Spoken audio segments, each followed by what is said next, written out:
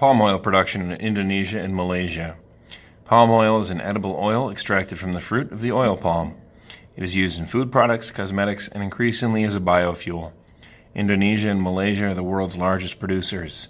Between 2000 and 2006, imports of palm oil products into the EU almost doubled from 1.2 to 2.2 million tons, mostly for food and cosmetics. Additional demand resulting from EU biofuel targets could result in the import of a further 13 million tons per year by 2020.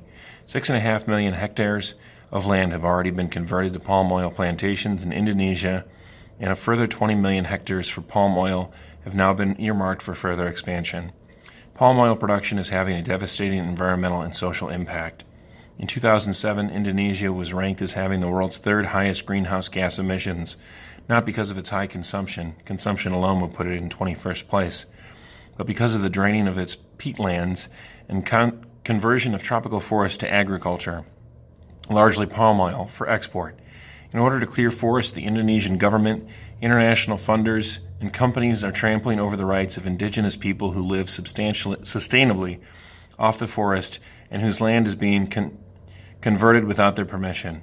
They are promised jobs and economic advancement, but conditions on plantations can be harsh, and often families are better off before palm oil. Biodiversity loss is another major problem associated with palm oil.